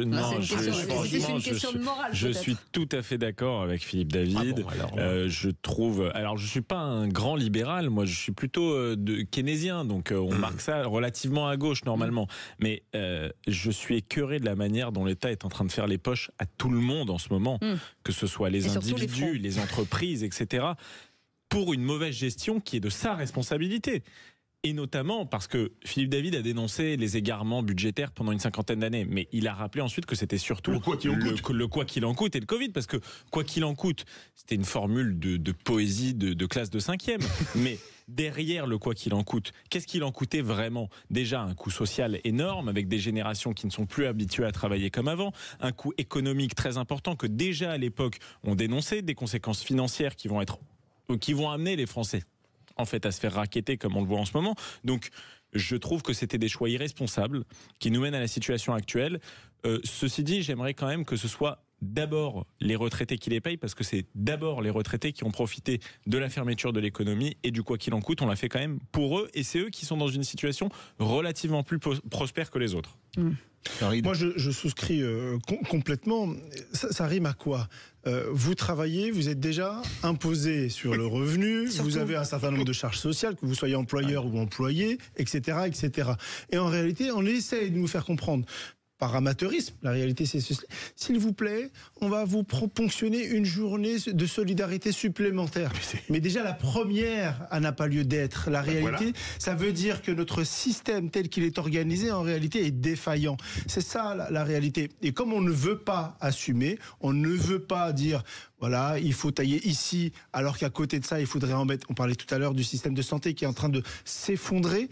Il faut dire la réalité aux Français, mais je trouve que c'est infantilisant de dire voilà, on va vous demander une seconde journée de solidarité. Moi, ça me débecte. Mais ce qui est incompréhensible, c'est que depuis 50 ans, ça veut dire qu'on a trouvé personne capable de trouver ou de rétropédaler, de trouver des solutions. C'est ça le truc. C'est ça qui est dingue. Bien sûr, mais c'est trop facile. D'année en année, on n'a pas de solution, donc on augmente les taxes, les taxes. J'ai fait ma thèse, moi, de fin d'études sur la dette publique française. Je vois vraiment, je connais bien le sujet, je vois très bien la manière dont ça a évolué. On a commencé en 74 avec Giscard d'Estaing, qui a commencé à financer des petits budgets, des petits déficits budgétaires par-ci par-là. Mais qui avait des deux chocs pétroliers. À chaque crise, on s'est endetté énormément, et dans le moment qui a suivi, on n'a pas fait marche arrière en diminuant les dépenses, parce que la dépense nourrit la dépense en fait. C'est ça qui se passe. Et avec Emmanuel Macron, évidemment, on a battu tous les records avec cet enchaînement de crises. Alors, je ne sais pas s'il a vraiment une excuse vis-à-vis de ça. Mais parfois nécessaire, parfois non. Les gilets jaunes, il y a eu une mauvaise gestion des gilets jaunes. S'il avait retiré la taxe carbone suffisamment tôt et qu'il avait vraiment établi le dialogue avec une masse qui demandait d'abord des mesures démocratiques, ça lui aurait peut-être évité de dépenser 10 milliards. Pour le Covid, il avait le droit de confiner un petit peu dans les premiers temps, mais quand on a compris que ça touchait d'abord les plus fragiles, il aurait peut-être pu réouvrir l'économie en demandant aux plus fragiles de se protéger. Et c'est comme ça pour tous les sujets. On a vraiment une dette à votre égard. C'est ça. Je vais après payer cher. Merci en tout cas Philippe David. Moi ce que j'ai dans le viseur, c'est les comités Théodule. Je les ai dans le viseur depuis pas mal de temps. Oh, ça va pas régler grand chose, mais ce sera ça de moins à payer. Allez tout de suite le tour de table de l'actu des vraies voix. Oh, dites, je vais envoyer les actualités. Vous venez les voir dans la cabine ? Je vais vous raconter une histoire pas banale. Et vous me racontez pas votre petite journée ? On a assez perdu de temps comme ça. Le tour de table de l'actualité. Hier encore, vous aviez 20 ans, Philippe Bilger. Oh, c'est beau. Et vous voulez dire du bien de du film, du biopic sur Charles Aznavour. Je voulais dire Tu te laisses aller. Ouais. Tu te laisses aller. Quelle belle chanson. Le film Monsieur Aznavour est, je trouve, un très grand film. Et il est admirablement joué, notamment par Tahar Rahim. Et j'ai lu quelques critiques un peu condescendantes sur ce film. Au fond, il relève de cette catégorie d'œuvres dont on a presque trop parlé avant la sortie du film et qui finalement crée une petite déception très injuste. C'est vraiment un très grand film. Il suit avec beaucoup de classicisme toute la vie de Charles Aznavour et l'acteur est phénoménal et le personnage évidemment est montré en plénitude avec ses qualités, mais aussi ses quelques défauts. C'est excellent, allez le voir, vraiment.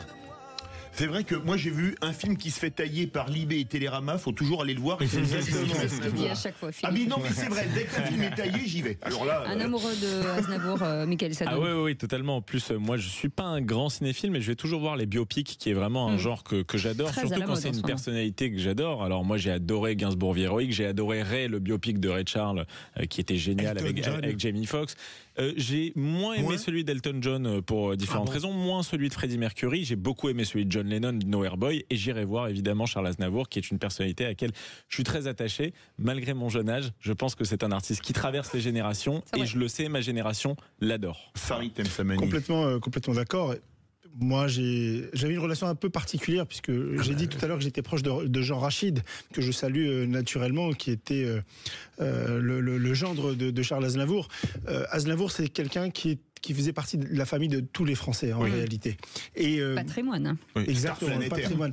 Et quand on connaît, quand on a la chance de connaître un peu le personnage, qui il était, son histoire naturellement, c'est quelqu'un qui vous touchait profondément. Et voilà, je suis toujours très nostalgique quand je parle de Charles Aznavour, parce que même si je pense que d'autres générations l'ont connu davantage, ça fait partie de notre histoire à tous. J'aimerais dire aussi qu'il faut recommander une chanson très peu connue de Charles Aznavour, merveilleuse, chanson d'amour Reste.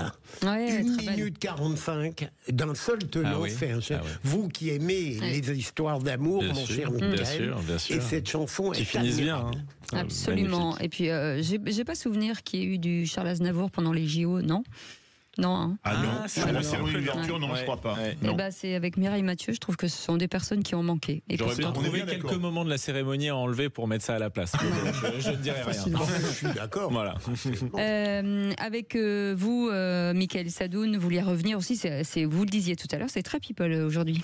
Oui, c'est très people. J'ai parlé de Leonardo DiCaprio qui a fait une vidéo sur les réseaux sociaux dans laquelle il s'oppose au réchauffement climatique, il dénonce le réchauffement climatique, il invite les gens à s'engager contre le réchauffement climatique et il appelle donc à voter pour Kamala Harris. C'est très étonnant. Non, alors on parlait de transgression tout à l'heure, c'est extrêmement transgressif. Surtout venant d'un artiste qui prend son jet privé comme certains prennent leur voiture, qui fait des allers-retours dans la journée entre Paris et New York pour un rendez-vous. Je trouve que c'est d'une indécence extraordinaire que de donner des leçons à l'homme du commun sur le réchauffement climatique quand on a soi-même un tel bilan carbone. Et puis la dernière chose, c'est peut-être un peu personnel, mais si j'étais un citoyen américain, je ne prendrais pas de leçons de morale par un artiste qui faisait des parties fines, probablement avec des enfants, chez P. Diddy. Voilà. Chez qui? Chez P. Diddy. Tu as vu toute cette affaire qui sort aux États-Unis. Avec le rappeur. oui, une affaire énorme de scandale sexuel, des soirées de P. Diddy qui organisait ça. Oui, bien sûr, il est en plein dedans et je trouve que c'est vraiment le symbole d'une élite décadente qui fait la leçon aux petits hommes du peuple. Moi, c'est tout ce que je déteste. Voilà. Mais quel acteur fabuleux. Oui, peut-être, mais... Autant en France, on sait que les people n'ont pas forcément d'impact sur une élection présidentielle, autant aux États-Unis, je m'interroge.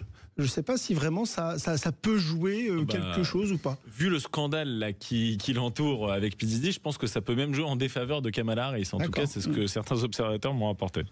Et mea culpa, Maxime, notre réalisateur, me rappelle que Aya Nakamura a revisité Charles Aznavour. Bien sûr, dans la langue de Molière, formidable.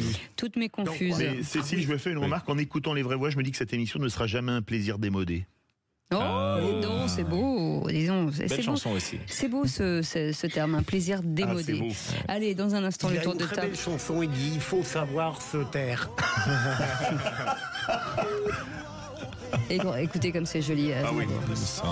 Les Vraies Voix Sud Radio, 17h-19h, Philippe David, Cécile de Ménibus. Et qu'est-ce qu'on est content de vous accueillir tous les jours avec Philippe David. Oui, un plaisir pas démodé, on est bien d'accord. Non, c'est pas démodé. On irait au bout de la terre avec tant le plaisir est grand. D'accord, vous avez fait toutes les paroles d'Aznavour là où il vous Non, il y en a d'autres encore. Vous n'êtes pas un comédien là, par hasard. Non. Mais Cécile est toujours formidable. Alors, ça c'est un argument véritable.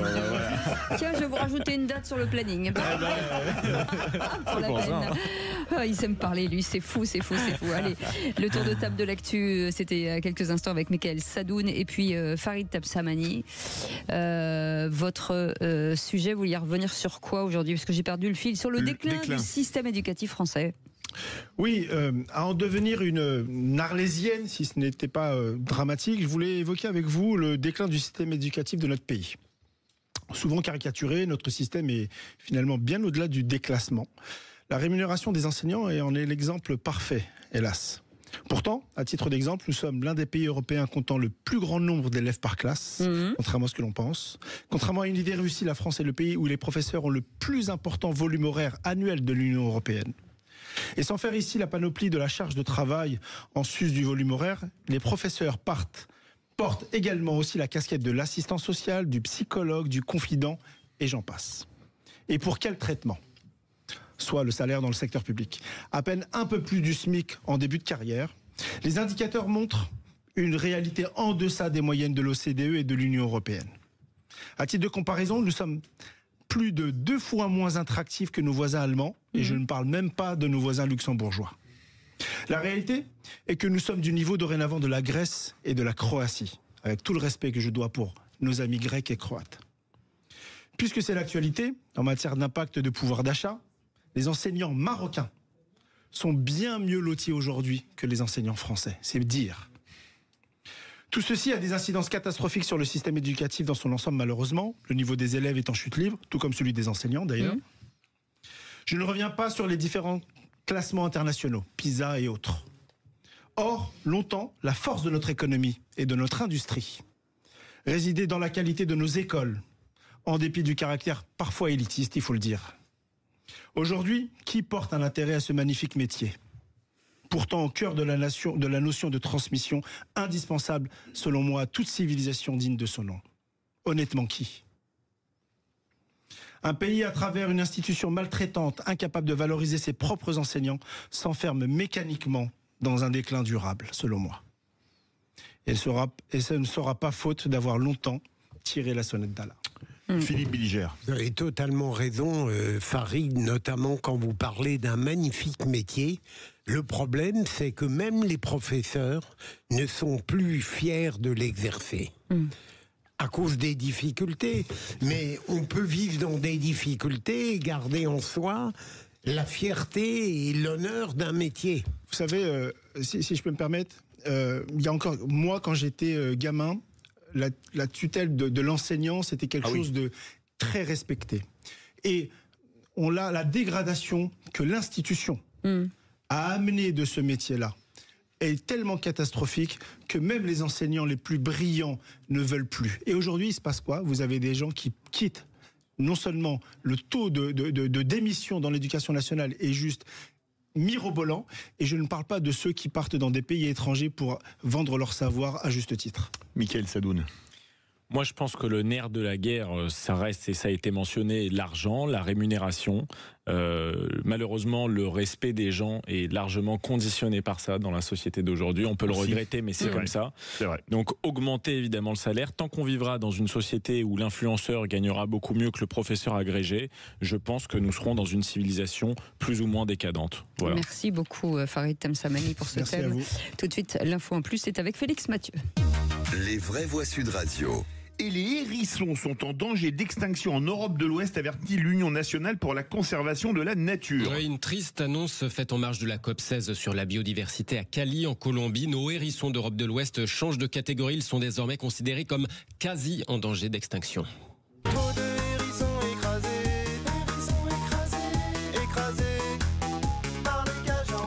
Circulation automobile est en cause, évidemment, comme le chante Stupéflip, mais pas si vite. Avant ça, la première cause, moins visible, et oui, ce sont les pesticides, nous explique Sarah Stahl, la présidente fondatrice de l'association Les Petits qui piquent. Soit ça les tue directement en les empoisonnant, soit ça empoisonne leur nourriture, puisque le hérisson est un insectivore, donc en tuant les insectes, on tue la nourriture du hérisson et du coup il se retrouve à mourir de faim. Sarah Stahl, jointe par François-Louis Bourneau pour Sud Radio. Alors à ces pesticides s'ajoute ce fait, oui, nos voies de circulation empêchent les hérissons de circuler. La fragmentation de leur territoire par nos infrastructures humaines, routes, canaux, construction de barrières infranchissables, tout ça impacte énormément les populations de hérissons parce qu'elles se retrouvent cloisonnées. Et du coup, ça développe la consanguinité et des animaux consanguins sont moins résistants à tout ce qui est agression parasitaire, maladie, etc. C'est de plus en plus difficile aussi pour eux de trouver, de circuler sans danger d'un endroit à un autre pour chasser, pour retrouver des congénères pour se reproduire. L'association Les Petits qui piquent qui nous suggère du côté des solutions, par exemple, ces autoroutes pour hérissons qu'on peut voir en Angleterre, c'est-à-dire des petites connexions entre les jardins, les espaces verts pour permettre aux hérissons de passer un peu, comme vous savez, ces fans de biologie qu'on voit dans la campagne faire traverser la route aux crapauds. Autre recommandation, pourquoi pas leur laisser des gamelles d'eau aux hérissons, vu qu'ils ont moins de mares naturelles qu'avant dans nos campagnes remembrées. Voilà pour espérer sauver les hérissons, qui plus est dans des campagnes qui pourraient voir un tiers des espèces d'arbres disparaître, un tiers d'arbres en danger selon la nouvelle liste rouge qui vient d'être actualisée. Et ouais, c'est pas top du côté des arbres non plus. C'est une autre des mauvaises nouvelles qui nous viennent de cette COP16, donc en Colombie. Ouais. Philippe Bilger. Franchement, je me contente d'être piquant moi-même, mais je sais pas, c'est sans doute formidable, ils font sans doute du bien, je ne connais pas le détail, mais tout insecte ou tout animal a une mérite de vivre, entendons-nous, mais j'ai tendance à hiérarchiser un peu les problèmes. Oui, mais sans même l'utilité dans le règne animal, on peut avoir une appréciation esthétique et sentimentale d'un animal. J'aime bien les hérissons, qui est un animal dont les pics sont doux quand il est en confiance et se rigidifie quand il se sent attaqué. Je crois que même Schopenhauer avait la métaphore du hérisson et comparait les hommes aux hérissons qui ont froid la nuit, donc ils sont obligés de se rapprocher entre eux, mais dès qu'ils s'approchent trop, ils se piquent entre eux, donc ils sont obligés de se rééloigner. C'est une métaphore de la sociabilité humaine que j'apprécie et c'est un animal, moi, que j'aime. Une métaphore épique. Je suis complètement d'accord avec ce qui vient d'être dit et je ne connaissais pas le risque d'extinction. La gravité, oui. Ouais. Mais ça en dit long sur beaucoup de choses, à mon avis, de notre société. Ouais.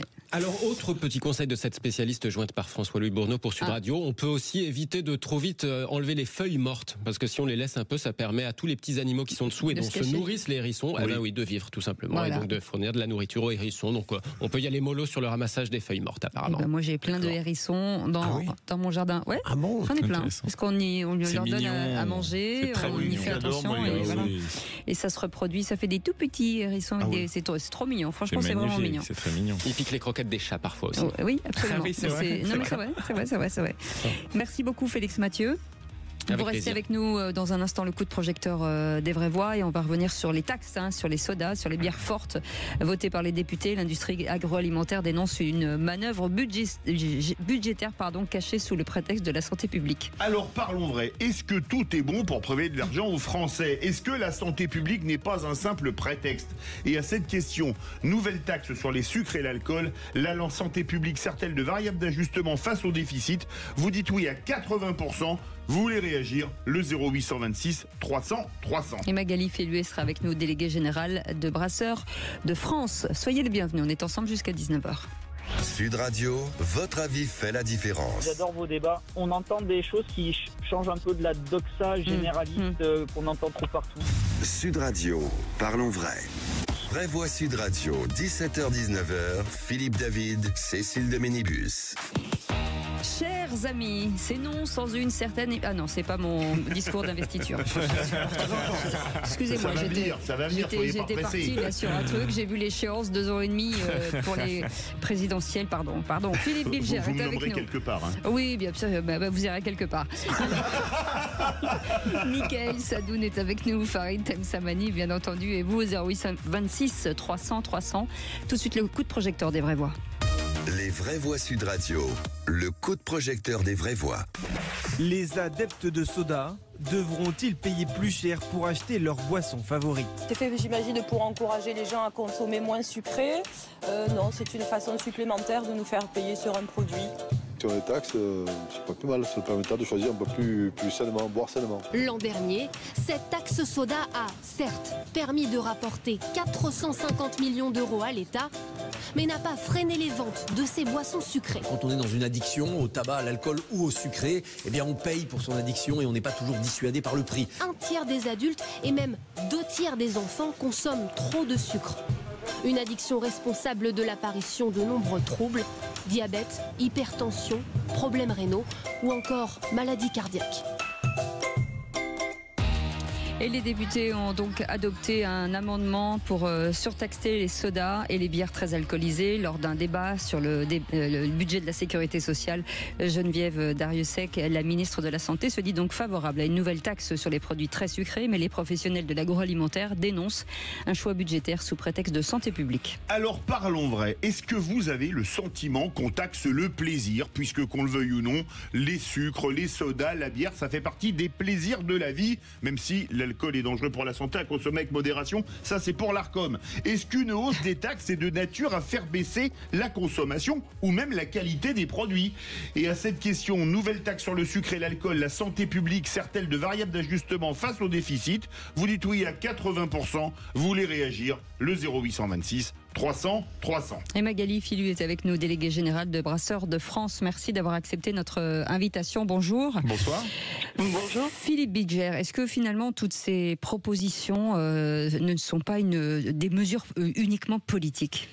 Oui, mais alors je vais répondre rapidement et je ne voudrais pas que vous ayez l'impression que j'évacue ce problème passionnant. C'est le fait que maintenant on va s'interroger. À partir du moment où on me démontre que les sodas, le sucre et le deuxième élément que vous évoquiez, les sodas et le sucre et la bière, bien sûr. La bière, je la laisse de côté. Parce que j'aime ça, c'est ça. Peuvent être dangereux. Parce que vous êtes alsacien et que... peuvent être dangereux pour la santé dès lors qu'on me le démontre. Et dès lors que ça respecte la liberté individuelle, eh bien, je considère qu'on ne peut pas incriminer les taxes et leur reprocher de diminuer une consommation qui est préjudiciable à la santé humaine.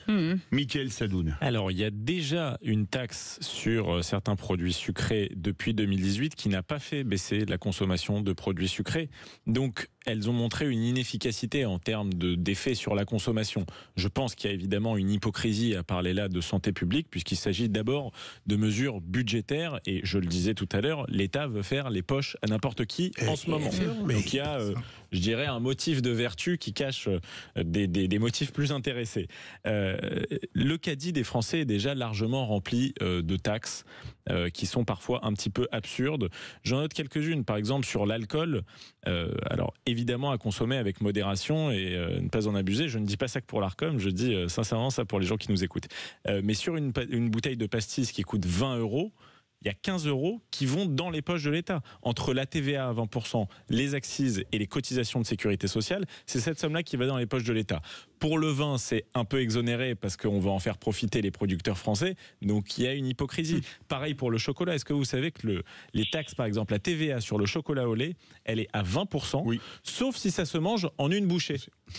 Non mais c'est quand même incroyable, c'est-à-dire que pour moi le chocolat se mange toujours en une bouchée, donc je demande une TVA. Évidemment, derrière ça, il y a des sujets de lobbying alimentaire avec des gens, peut-être des producteurs de barres chocolatées qui vont faire pression pour que la TVA soit inférieure pour leurs produits.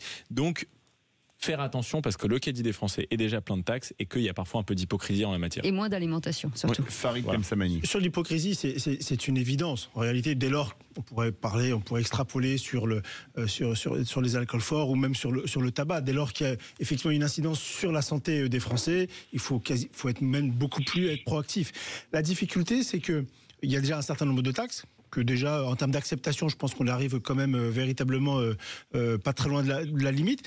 Mais c'est ce débat-là maintenant. Moi, ça me gêne profondément. Si on veut vraiment que ça cesse, que la consommation cesse, il faut faire ce que nos amis anglais ont fait, c'est-à-dire qu'avec un taux de taxe tellement important qu'il y a une véritable diminution. Or, je ne suis pas certain que ça soit forcément bon, vu le tissu industriel que cela représente. Et moi, je suis un peu gêné, vous l'avez dit tout à l'heure, on essaie de faire la poche de tous les Français, quels que soient les moyens, et moi, je trouve ça très gênant. Je pense qu'on a d'autres moyens de corriger notre dette abyssale, de corriger nos déficits, etc. Moi, je suis très gêné. Magali Philu est avec nous, délégué général de Brasseurs de France. Même question à Philippe Bilger, finalement. Est-ce que cette taxe sur la bière est une taxe politique est-ce que c'est pour vous politique ou de santé publique, ou ni l'un ni l'autre ? Bonjour à tous. Effectivement, j'espère pas, en tout cas, parce que aujourd'hui, peut-être contrairement à ce que vous avez dit précédemment, c'est pas que le sujet des bières fortes, c'est l'ensemble du secteur brassicole qui est touché, puisque aujourd'hui, c'est pratiquement 1 milliard de recettes fiscales sur la bière, et là, on passerait à 2 milliards ou à 2 milliards et demi. C'est-à-dire qu'en fait, c'est toute la filière brassicole qu'on maltraite, qu'aujourd'hui, on va avoir des faillites d'entreprises sur un marché qui est déjà largement en déconsommation. Je voudrais juste rajouter un sujet sur la déconsommation d'alcool. La déconsommation d'alcool, c'est moins 20% depuis 20 ans et moins 60% depuis 60 ans. Donc voilà, donc aujourd'hui, effectivement, nous, on analyse ça comme un matraquage fiscal sur nos produits. Alors, Magali Filu, il y a notre ami Mickaël Sadoun qui a dit que les 3/4 d'une bouteille d'apéritif anisé, je ne dis pas de marque comme ça, étaient représentés par des taxes, parce qu'il y a plusieurs marques en plus. Sur la bière, qui est quand même beaucoup moins alcoolisée, même les bières les plus fortes qu'un apéritif anisé, qui est à 40 ou 43 degrés, c'est combien les taxes ? Alors aujourd'hui, c'est un peu compliqué de vous répondre comme ça parce qu'en définitive, nos taxes, elles dépendent du degré d'alcool de la bière.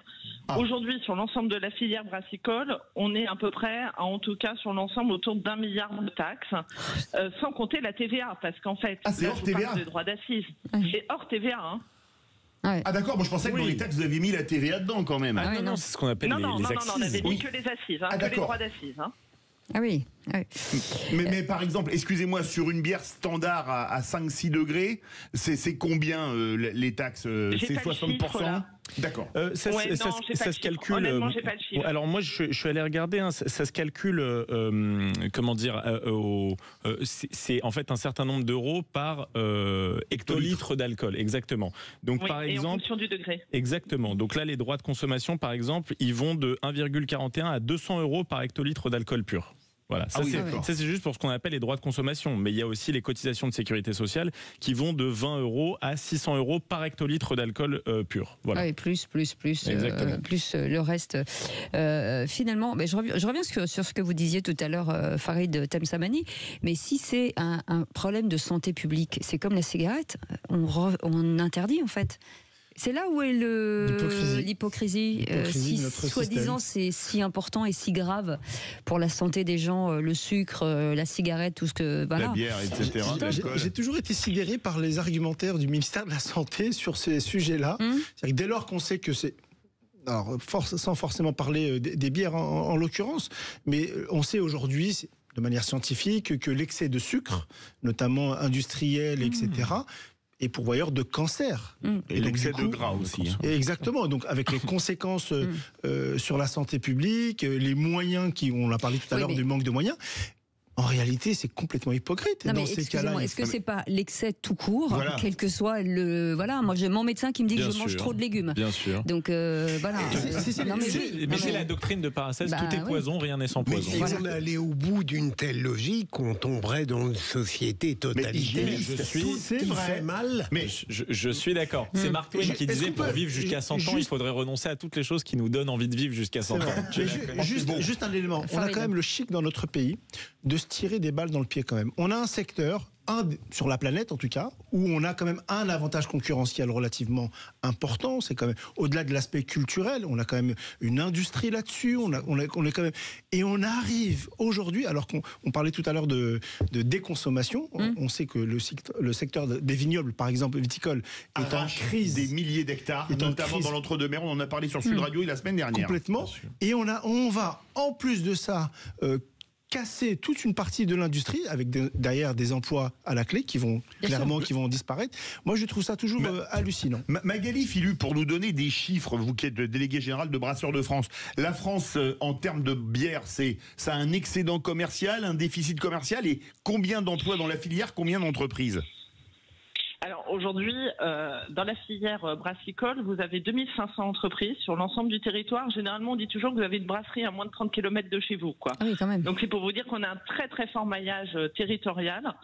Et peut-être ce que je voudrais aussi rajouter par rapport à votre débat, c'est qu'en fait, une filière, ce sont des producteurs, des entreprises, des distributeurs, et nous, c'est aussi des cafés et restaurants. Ça veut dire qu'en fait, c'est toute la chaîne qui est impactée. Il y a un écosystème. Et c'est là où, en fait, tout un écosystème qui est impacté. Et effectivement, tout à l'heure, vous parliez de santé publique. Je pense qu'il est important, c'est que nous, on est très investis, mais dans la prévention ciblée sur les comportements à risque. Et je pense que c'est ça qui est important, c'est l'outil fiscal n'est pas un bon outil. Par contre, la prévention ciblée sur les comportements à risque, ça, c'est un bon outil et il faut accentuer les mesures de prévention. Ce qui est fou, c'est qu'on a un déficit de quoi, 60 milliards. Là, on parle d'1,5 milliard. Face au déficit, c'est quand même pas grand-chose. Sauf que ça peut mettre finalement à plat une filière entière. Farid Temsamani, c'est ça le drame. Je pense profondément que réagir à chaud parce qu'il faut chercher des économies, il faut taxer, etc. C'est une mauvaise politique finalement à moyen et à long terme parce que construire, il n'y a pas de vision là-dedans. On a parlé du maillage territorial. Vous savez, quand vous détruisez une partie du maillage territorial, à reconstruire, c'est quasiment impossible. Faut pas se mentir. Et moi, je trouve ça assez choquant qu'on puisse, comme ça, se dire que finalement, on va casser toute une industrie. C'est une fierté, les brasseurs français. Hein. Je voudrais poser une question à Magali. Comment peut-on déceler les personnalités à risque, en quelque sorte ? En fait, il y a plusieurs sujets. Pour moi, il y a à la fois les situations à risque, c'est-à-dire de l'alcool au volant, on ne boit pas quand on conduit, l'alcool quand on attend un heureux événement, on ne boit pas. Et ça, c'est vraiment l'information. Et nous, on avait été très engagés, la filière, notamment sur le SAM, par exemple, c'est celui qui conduit, c'est celui qui ne boit pas. Et ça, c'est de la prévention qui marche, quoi. Après, effectivement, sur des personnes qui auraient plus des consommations excessives, et ben là, c'est le rôle aussi, pour moi, du médecin, de vérifier l'ensemble de ces éléments.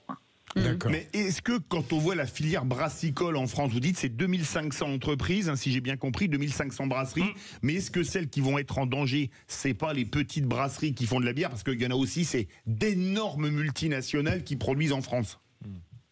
Alors évidemment, il y a une fragilité des TPE-PME, bien évidemment, par rapport à ces augmentations, mais il faut voir aussi que c'est une baisse de la compétitivité et on a beaucoup d'investissements à faire dans les années à venir, on a des très grands enjeux.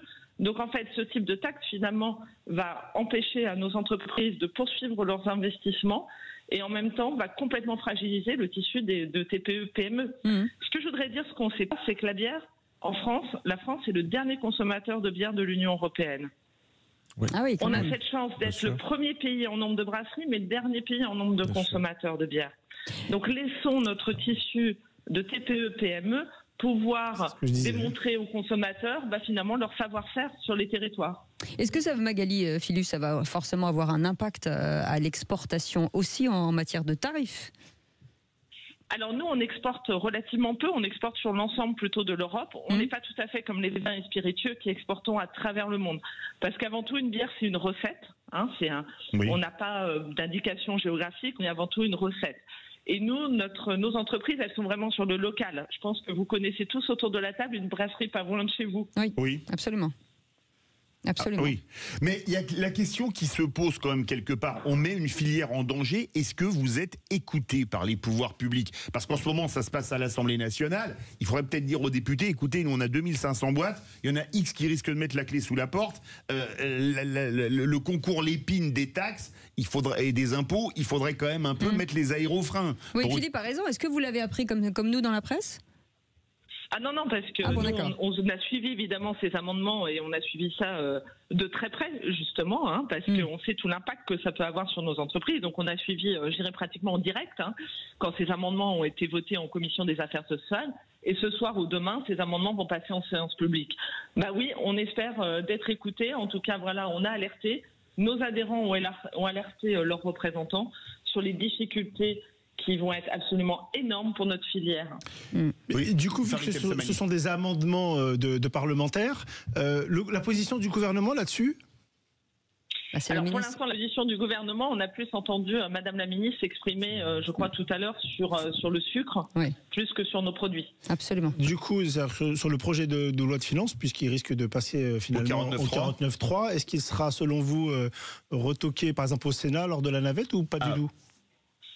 Pour l'instant, de toute façon, on est dans un gros point d'interrogation parce que si le texte est voté à l'Assemblée nationale, très bien, mais il peut ne pas être voté. Dans ce cas-là, il ira dans sa version initiale au niveau du Sénat. Et effectivement, dans la version initiale du PLFSS, il n'y avait rien concernant nos produits. Ah ben voilà.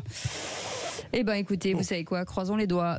Merci beaucoup Magali Philus d'avoir été avec nous. Merci à vous. Déléguée générale de Brasseurs de France. Et dites-leur combien on les aime, bien entendu. Merci Philippe Bilger.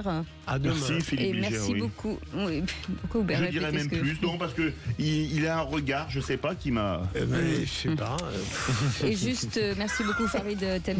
Merci à vous. Et Merci juste, beaucoup. merci beaucoup à vous, Michael Sadoun. Et on voulait faire un hommage à l'un de nos collaborateurs qui a disparu il y a 1 an, qui faisait avec nous l'émission pour l'emploi.